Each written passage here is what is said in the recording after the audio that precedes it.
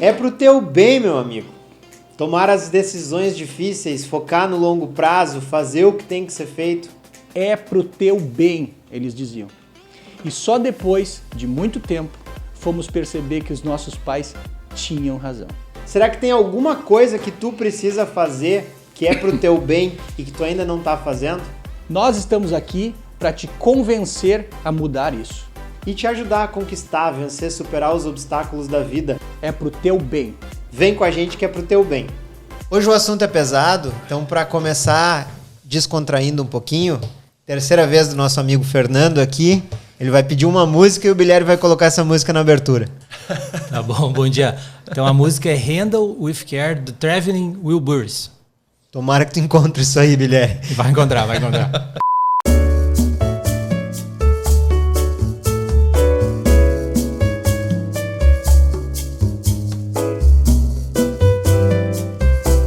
Sejam muito bem-vindos a mais um episódio do podcast É Pro Teu Bem. O episódio que visa trazer informações que te ajudem a construir a melhor saúde que tu teve e que tu consiga disseminar isso dentro da tua família e para aquelas pessoas que tu mais ama.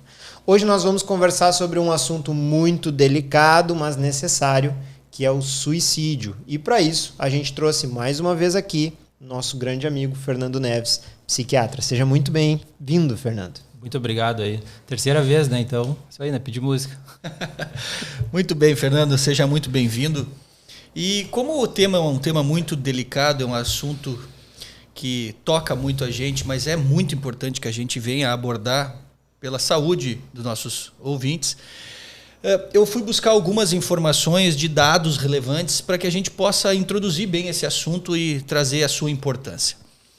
Os casos de suicídio aumentaram 43% na última década no Brasil. E dentro disso, 81% no aumento em adolescentes e 113% de aumento na infância. Então, isso me preocupou já muito. E esses números mostram que a cada 38 pessoas tiram a própria vida no Brasil por dia, e sendo que há 20 tentativas para cada sucesso. Então, isso acontece muito. E eu queria saber de ti, então, que tu abordasse a importância desse tema e como a gente pode começar falando nisso. Tá certo. Cara, e esses dados, assim, tu tá bem atualizado nos dados, esses dados são todos pré-pandemia, né? Então, são até 2019, 2020. Exatamente. Então, assim, a pandemia com certeza contribuiu para acelerar, é o que a gente vê hoje em dia, né? Então, assim, isso é o que está acontecendo, essa é a realidade, é o que a gente vê, né? E, só que, porque para falar em suicídio, né, que é o evento extremo, quando acontece, né? Por que acontece? Porque houve aí uma série de eventos anteriores que chegaram nesse extremo, né? Então, a gente, claro, entende a repercussão, a importância disso e se está aumentando é porque algo não estamos fazendo adequadamente ou não estamos entendendo, observando, né? Mas a gente tem que focar no início, né? E o início é justamente a prevenção e detecção, diagnóstico precoce, uma vez que já estamos falando em doença, né? Então, assim, quase 100% dos suicídios estão relacionados com algum diagnóstico psiquiátrico, né? 1/3 é transtorno de humor, ou transtorno da depressão maior, ou transtorno de humor bipolar. Então, já daí já denota a importância da gente detectar esses quadros precocemente, né? E assim, né, pessoal, é muito importante as pessoas, hoje em dia, né, a depressão está muito mais na mídia, aceita, tudo mais, isso é muito positivo, mas assim, ó, depressão, depois do terceiro episódio, é 90% de chance de recidiva. Depressão se torna doença crônica, que é algo, né, que é para a vida, inflamação, tratamento, tudo junto. Então, isso é quando já tem diagnóstico, né? 20% mais ou menos é dependência química. Já falamos sobre isso também. Então é muito importante tudo isso que a sociedade está fazendo, que o mundo está fazendo nessas questões de drogas, substâncias, etc., porque aumenta, né? Então, e aí, claro, estamos falando de doença, mas e antes de doença? Aí é outra história, né? Aí a gente tem que cuidar de fazer exercício físico, não ser sedentário, cuidar da alimentação, cuidar do sono, uso de telas, internet. Então tem todo esse roteiro, né? O final do filme é esse, infelizmente, mas a gente pode evitar isso, né, cara? Assim, pegando assim, esse número que tu falaste, né, Vicente, das tentativas e do suicídio, né, cara? Tu pega uma amostra psiquiátrica, de pacientes psiquiátricos, né, 100 pacientes, tá? 17 tem ideação. O que é ideação? É pensar. Né? Pensar, seria bom morrer, se eu fizesse alguma coisa para... Né, que o suicídio é algo que a pessoa faz contra ela com a intenção de morrer. Né? Então, 17 dessas tem ideação, que é pensar. Dessas 17, 5 de fato planejam. Então, aí já tem um plano, já é um agravamento no risco. Né? De, seja como for, se é arma de fogo, se é enforcamento, não importa. Enfim, dessas 5 que planejam, 3 tentam. E uma chega no PA. Uma chega no hospital. Então, assim, vai dando uma delineada, mas assim, a gente tem que lutar por essa também, por todas, né? Só que a questão é olhar bem antes de chegar no extremo, né? Antes do paciente chegar lá na UTI, né? Ou o paciente que chega lá para ti querendo um milagre, quando na verdade a situação já vem de antes, né? Não adianta, não tem magia, né, cara? Não tem. A gente tem aí dados apontando para cerca de mais de 90% das pessoas que fazem uma tentativa terem um diagnóstico prévio de uma condição psiquiátrica, né, Fernando? Isso claramente é um sinal de alerta para os familiares que acompanham essa pessoa. Quando um familiar nosso tem um diagnóstico de uma doença psiquiátrica, essa é uma atenção que a gente tem que ter.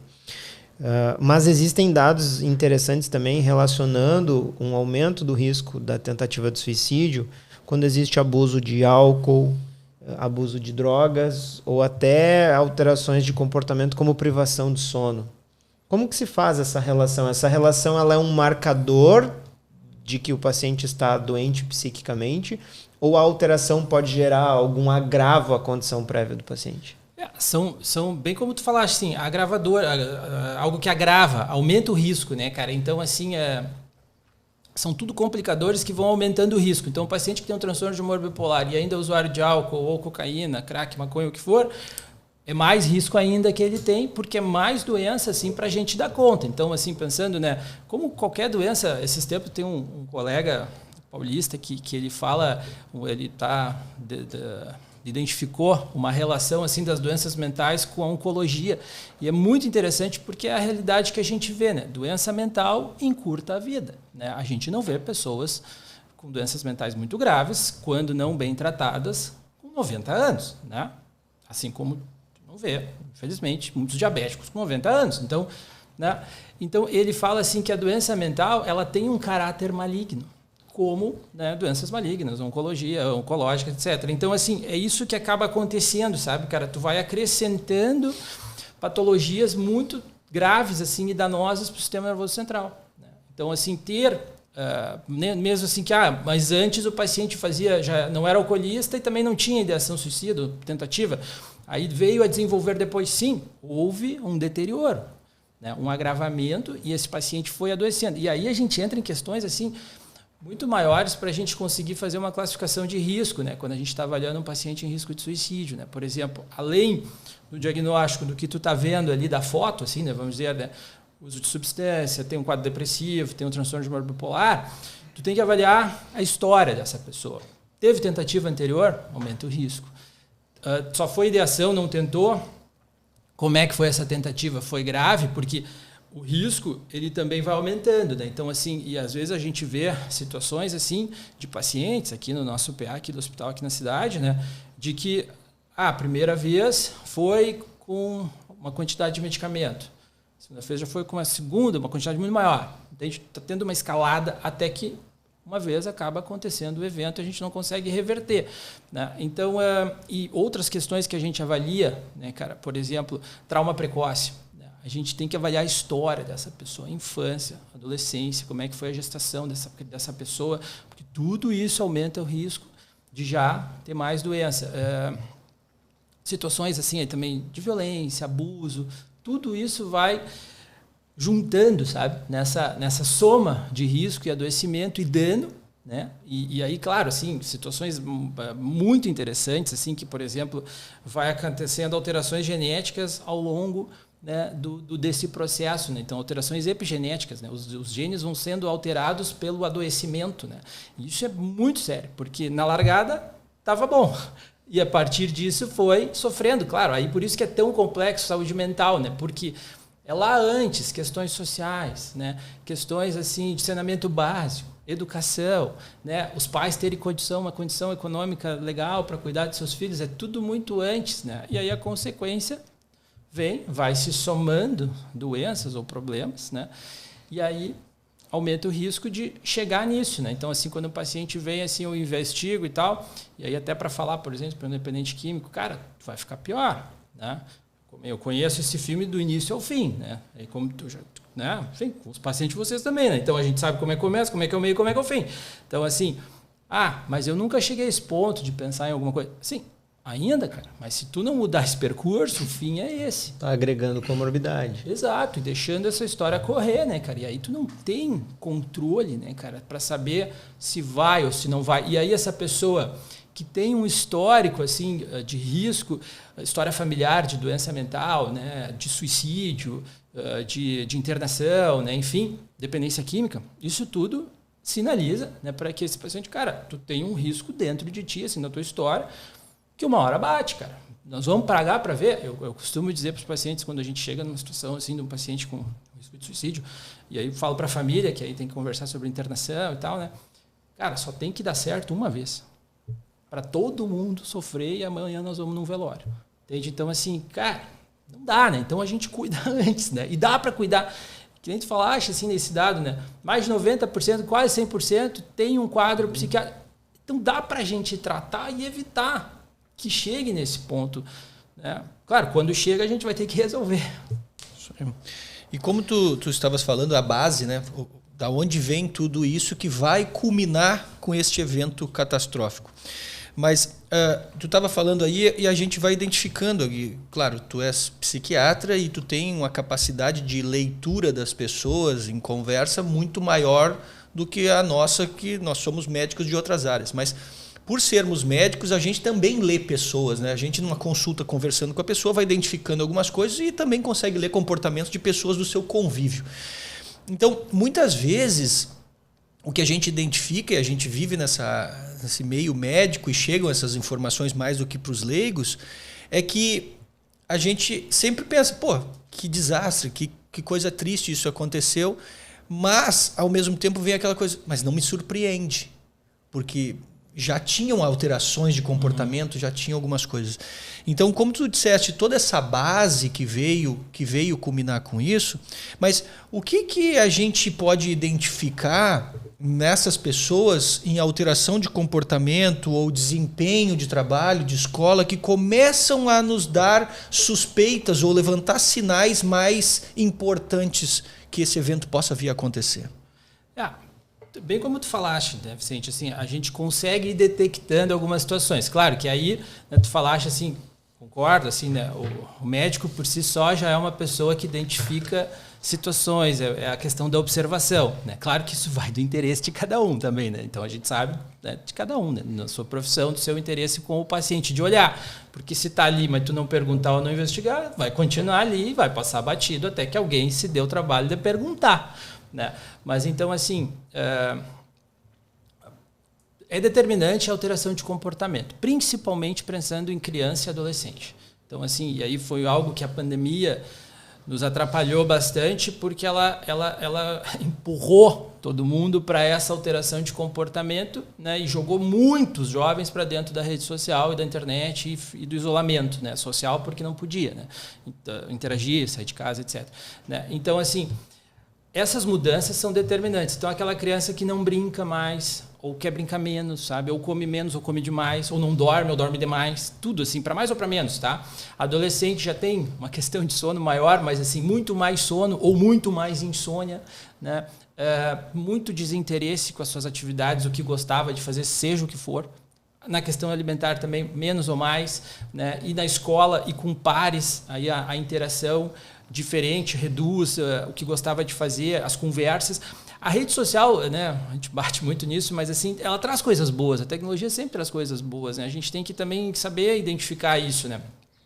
Então, por exemplo, a rede social é uma forma de a gente conseguir detectar coisas, assim, aspectos antes do paciente sentar na minha frente ou na nossa frente, né? Então, assim, por exemplo, né, esses tempos, assim, aconteceu uma situação assim de paciente que estava postando assim, posts muito tristes, assim, que davam a entender assim, cara, o que está acontecendo? Assim, né, tão triste, né? Ou assim, ou encaminhando para as pessoas mais próximas, assim, vídeos tristes, assim, coisas tristes. Então, assim, é um sinal. E aí, talvez, tomara Deus, né, com todas essas questões de algoritmo e tal, né, que isso possa ser identificado pelas grandes empresas, assim, e sinalizar, sabe? Daqui a, sei lá, aí não sei como, questões legais para fazer isso, é uma confusão, né? Mas, poxa, olha só, né? Tudo que a gente já vê de inteligência artificial como já antecipa, nos ajuda, né? Os assuntos que essa pessoa está se interessando são preocupantes. Esses tempos eu estava lendo um livro que eu não sei qual grande loja americana,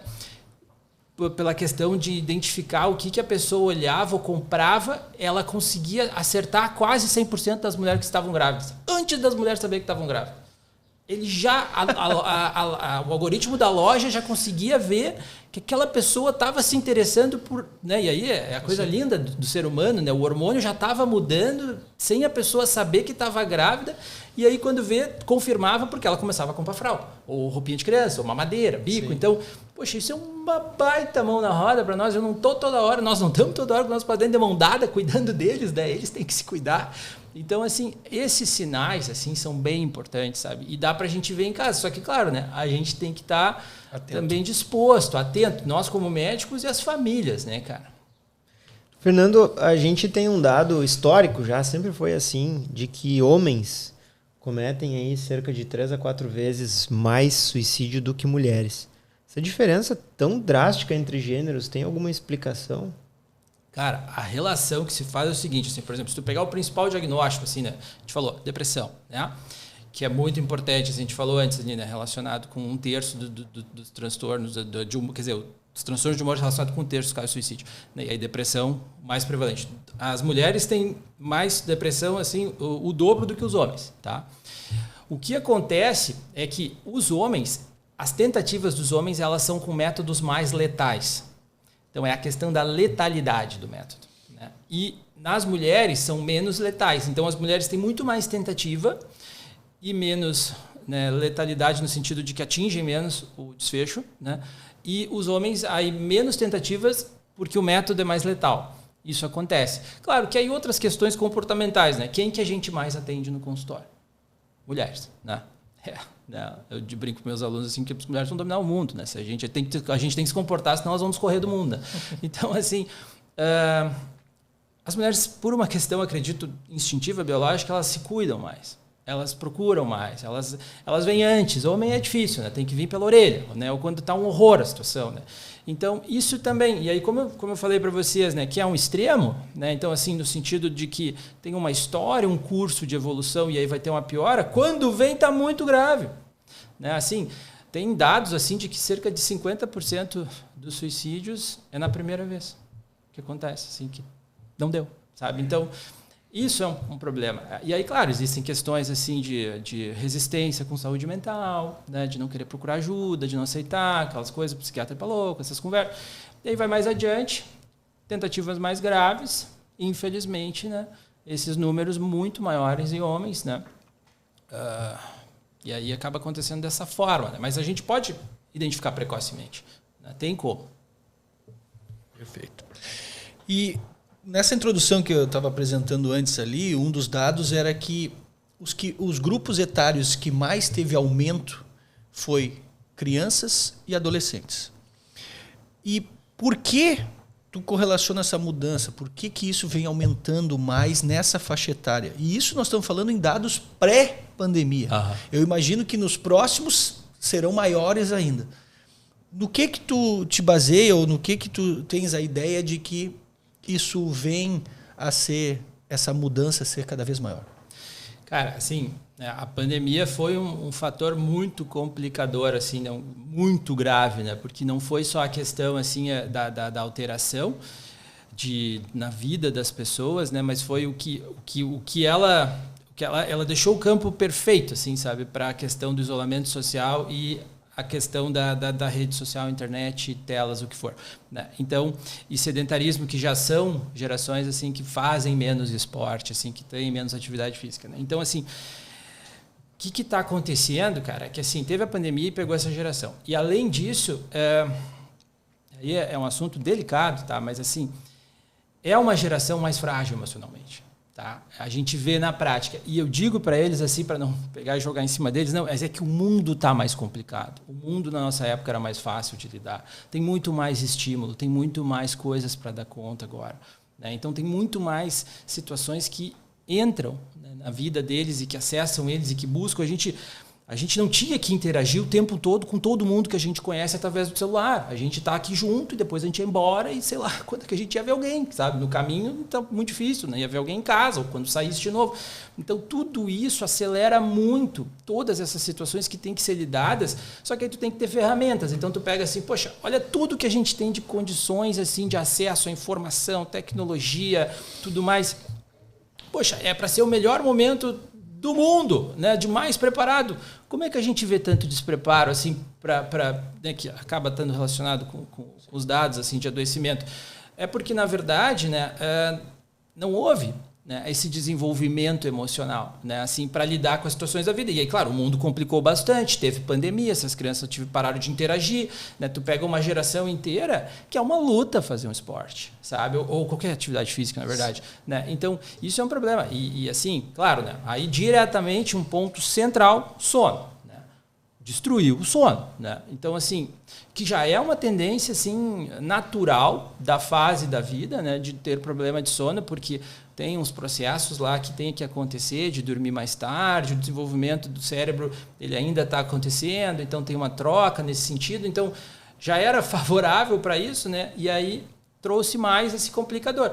Mas, assim, por exemplo, um fator protetor, claro, o sono é uma luta diária de pais, de adolescentes, olha, continuem lutando, não desistam, vai passar depois, lá pelos 22, por aí, sabe?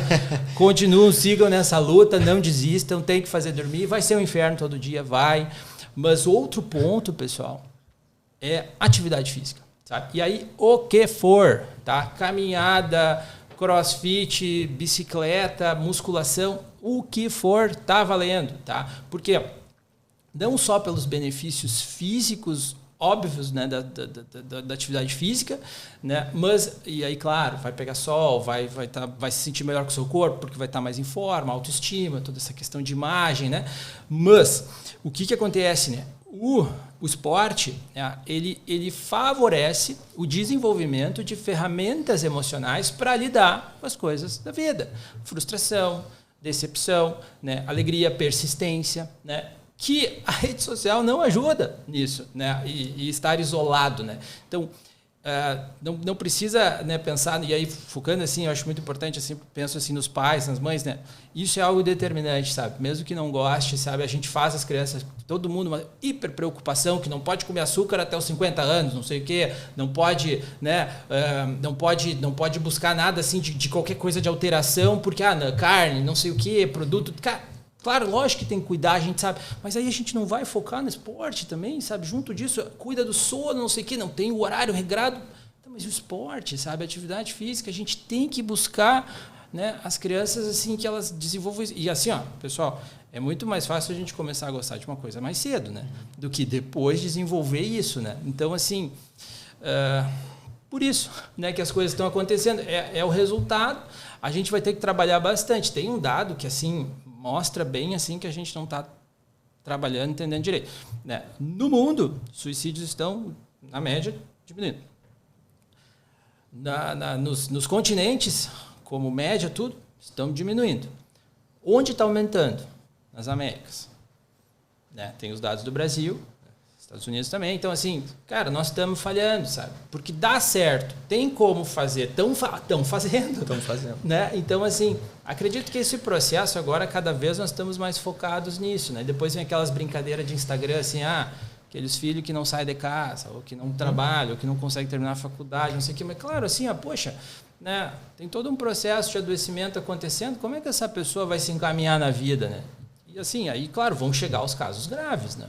E quando tu estava falando exatamente tu foi mais delicado ao abordar o assunto da frustração, da fragilidade dessa geração, e como alguns já me conhecem, eu não sou tão delicado nesse ponto, eu penso exatamente dessa maneira que é exatamente isso, essa geração não sabe mais lidar com frustrações.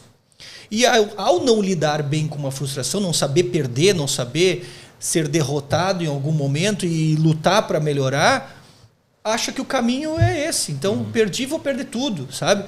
Então, me vem à cabeça exatamente isso, essa fragilidade, essas gerações que estão se formando, que são tão resistentes a viver uma frustração. E eu vejo os pais tentando impedir que as crianças e adolescentes se frustrem de alguma maneira. Quer dizer, o meu filho não gosta de fazer o tema, fica triste de fazer o tema, ele fica muito nervoso. Então não faz mais o tema, querido. Como assim? Sabe? Eu não gosto de jogar futebol porque eu não sou o melhor do futebol. Tem outros que são melhores que eu. E daí? Joga igual. Faz o teu esporte. Sabe? Então, e aí fica essa coisa, tudo bem. E aí vai sempre diminuindo aquela pessoa, até chega no ponto que não vê outro caminho. Que é outra grande vantagem do esporte, que o Fernando mesmo falou, né? Porque no esporte, parte de aprender a praticar um esporte é aprender a perder. Né? Porque ninguém consegue ser invicto a vida toda, né? Então, tu vai lidando com pequenas frustrações, isso te aparelha para lidar com frustrações maiores. Nós estamos vendo agora competições esportivas que não existe mais o primeiro, o segundo e o terceiro lugar. Todos são ganhadores porque disputaram. Pelo amor de Deus, estão ensinando o quê, então? Exato, né? E assim, aí tu perde esse aspecto emocional que teria a condição ali de oferecer, né? Que tem esse efeito terapêutico, né? Porque assim, pessoal, não tem como a gente tratar todo mundo. Agora o cancelamento vem. Não tem como a gente tratar todo mundo, dar atenção para todo mundo, porque a gente não tem como dar conta dessa demanda. Imagina todo mundo virar paciente, é impossível, né? A gente dar conta disso, não tem como, né? Não é? Então vamos prevenir, quem sabe, né? Vamos trabalhar antes de dar o problema. Mas assim, que nem vocês falaram, assim, aí, claro, né? A gente está falando deles, né? Tá, mas alguém criou, né? Alguém criou, claro. Né? E aí, claro, a gente somos pais, né? A gente conversa sobre isso, sabe da importância disso. Claro que essa é a parte dura, né? E aí volta para nós, né? Tu vê um filho sofrendo, ele tem que sofrer, sabe? Mas não por castigo, né? Porque a vida é assim, a gente passa por situações, né? E a gente tem que ir lidando, e desenvolvendo, enfrentando. E todo mundo agora todo mundo faz um exercício, para e pensa, né? Pessoal, poxa, vamos lembrar da nossa história, assim, momentos difíceis. Vai direto, lembra? Infância, né? Aí daqui a pouco, sei lá, separação dos pais, um momento difícil, adolescência, briga com o pai, um pai que sempre foi difícil, sei lá, mãe, não sei, tá? Tô chutando tudo que pode acontecer, perder uma avó, né? Enfim, né? Coisas que são muito marcantes. A gente teve que passar por isso. Por exemplo, poxa, nós, né? Vamos trazer para nós entrar na faculdade de medicina. Cara, eu estudei 3 anos, sabe? Entrar estudar para residência, que seja, né? Ou conseguir conquistar um lugar, assim, né? A gente sofreu, a gente passou trabalho. Todo mundo foi R1 aqui, né? Alguns foram R1 mais de uma vez. Deus me livre, por quê? Mas, enfim, são coisas que a gente passa e que constroem quem a gente é, né? Então, assim, só que aí, claro, como pais, essa é a parte difícil, né? A gente tem que conseguir ver ali o teu filhote, que tu cuidou, que tu pegou, né, e tal, e ele não tá legal, só que ele vai ter que passar por isso. Isso é muito duro, sabe? De tu aguentar, cuidar e vamos de novo, porque é o caminho, claro que não sendo nada excessivo e totalmente desproporcional, né, que não faz sentido, né, pessoal? As situações inerentes à vida, né? Então, assim, essa é a nossa parte, né, da nossa geração, de quem está criando, de quem são os pais, né, que a gente tem que fazer a nossa parte também, né? E a nossa parte, muitas vezes, né, é dizer não. É não resolver, né? Tudo, porque eu até falo para os meus, assim, para meus filhos em casa, né? Assim, eu sempre vou querer o melhor e cuidar de vocês e fazer tudo por vocês. Mas sou só eu. Mas ninguém vai fazer. Então, isso não é real. Claro, aqui vai ter sempre tudo isso, mas, né, eu vou estar sempre assim, mas eu não consigo resolver tudo. Vocês vão ter que fazer. E essa é a parte dura, né, de ser pai, né, de ser mãe, né, porque a gente assiste, mas faz parte, né. Fernando, fazendo um gancho com isso que tu está falando, o Vicente teve uma frase agora há pouco que me chamou muita atenção e ficou martelando na minha cabeça, que é das poucas pessoas do nosso convívio que a gente teve a infelicidade de ver acontecer um evento como um suicídio. Realmente, né, essa conversa acontece e a gente se olha e pensa, tipo, não é uma surpresa exatamente, né? Se eu fosse listar as pessoas de risco, eu teria colocado aquela pessoa. E o que nos falta às vezes é mas o que eu poderia ter feito a respeito, né? Então, fazendo um apanhado de tudo que tu falou, estava revisando aqui. Né? Quem são as pessoas que a gente deve estar muito atento? Pessoas que têm diagnósticos psiquiátricos, né? Pessoas que têm um comportamento abusivo com substâncias, álcool, cigarro, enfim. Essas pessoas a gente deve estar muito atento. Aqui que a gente deve estar atento, me chamou a atenção o que tu disse, mudanças drásticas de comportamento. Gostava muito de uma coisa, não gostava mais. Sempre dormiu bem, daqui a um pouco tem insônia, ou daqui a um pouco está dormindo demais. Né? A gente reconhece esses sinais. Fulano tá diferente, né?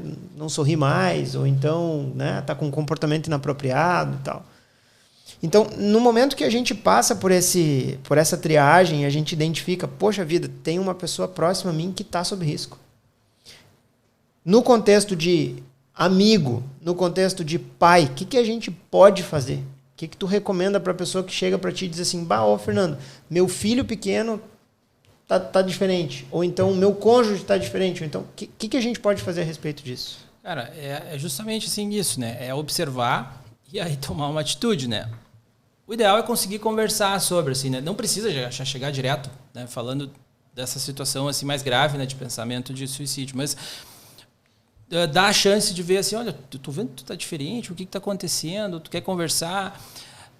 Normalmente tem uma brecha, tá? Porque é um pedido de ajuda, entende? Por mais que não possa não estar claro, é um pedido, porque assim, ninguém quer estar mal. Não é legal estar mal, né? Melhor estar bem. Então, assim, não deixa de ser um pedido de ajuda. Claro que a gente tem que saber como dar essa atenção. Então, tá detectando, se acha que não vai saber como, conversa com alguém. Né? E aí, claro, o ideal, alguém da área da saúde mental, mas de qualquer área, médica, psicologia ou pensando em rede básica, assim, né? Posto de saúde e tal, porque ali pelo menos vão ter mais ferramentas assim para tomar uma atitude. Mas o principal é não deixar passar, não minimizar, não achar que é besteira, que é bobagem.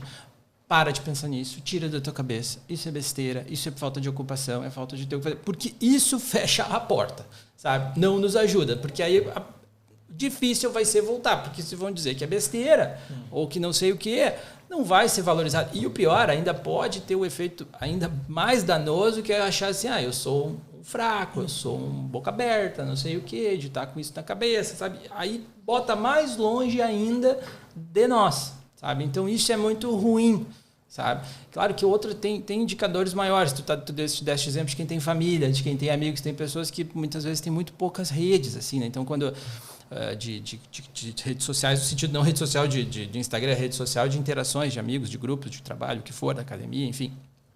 Então, aí não tem muito quem detectar isso, né?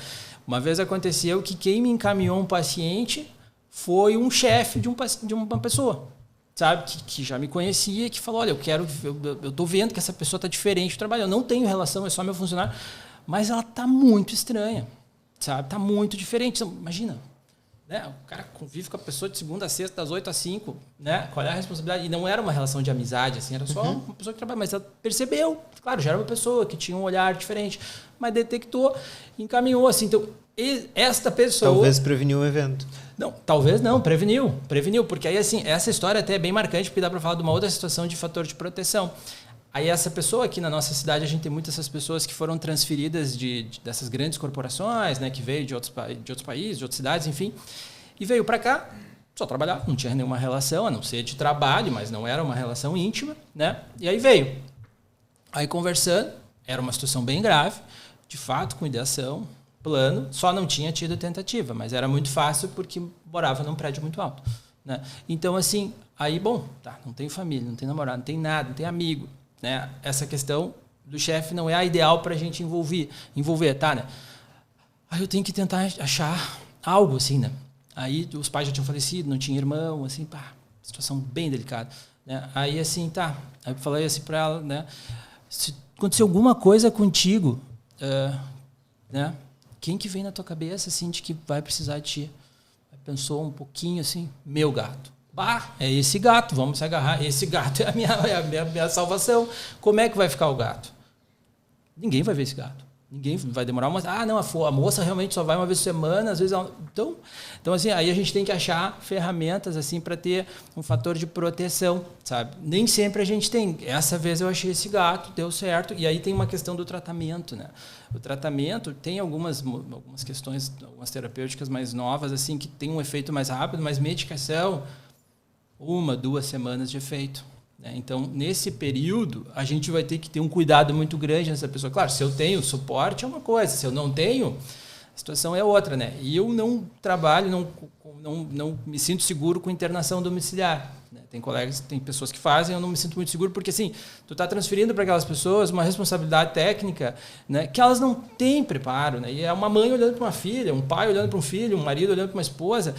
Sabe? A pessoa quer acreditar que ela está bem e não entende a complexidade, e as pessoas podem fazer uma volta assim na pessoa. Então, né, isso é muito difícil. E outra situação, né, pessoal, e aí voltando para o que tu falaste, né, cara, é muito difícil para um filho, né, a gente tem que se colocar como filhos, né, dizer para um pai que está pensando em tirar a vida. Assim como o inverso, né?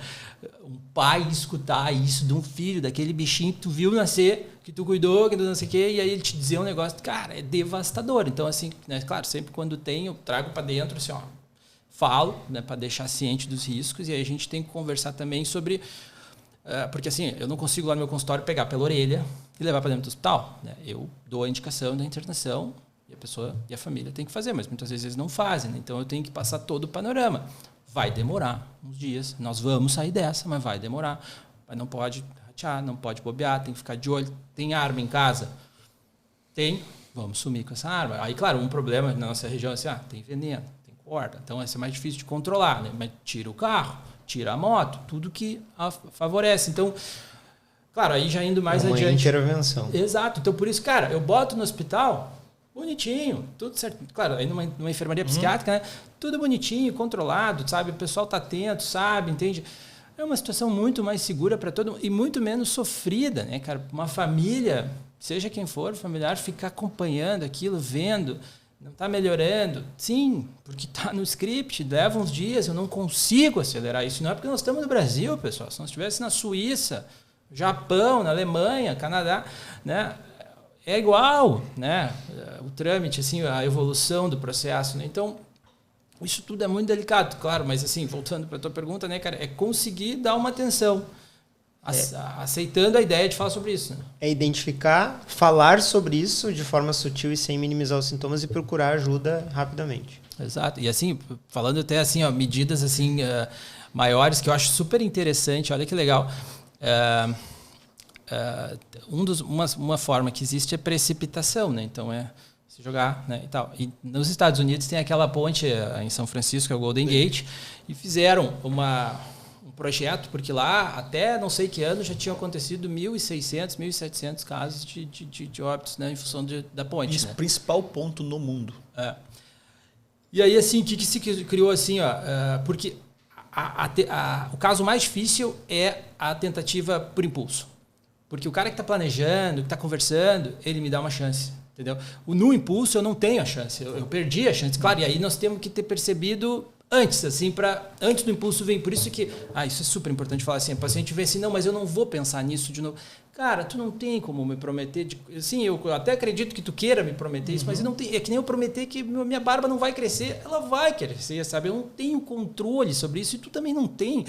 Tanto é que se tu tivesse, nós não estávamos aqui. Né? Então, por isso que esses métodos de barreira, eles são importantes, assim, sabe? Então, voltando para a Golden Gate, o pessoal que está nos escutando, assistindo, bota no Google rede da Golden Gate Bridge, ou, né, enfim, aí vai aparecer uma rede que fizeram do lado, não terminaram ainda, porque é uma ponte gigantesca, né?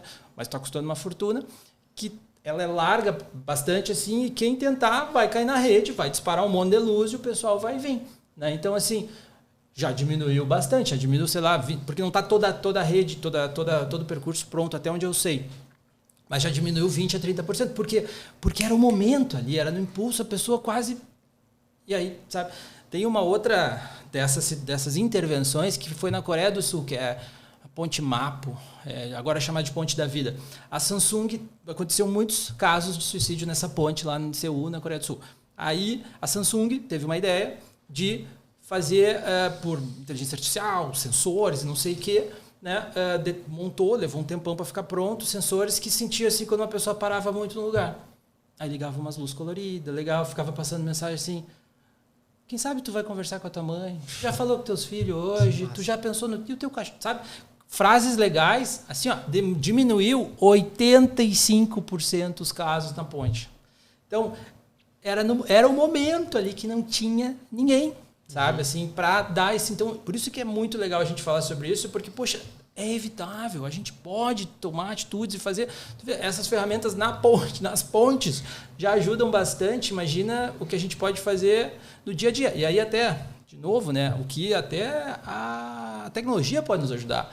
Né, porque eles sabem tudo que a gente está fazendo, tudo que a gente está pesquisando, para tudo que é lá. Então, claro... Detecta o risco. Exato, tá, com certeza. Né? Assim como detectam que eu estou querendo comprar um tênis novo para correr, né, dá para detectar isso. Exatamente. Também, né?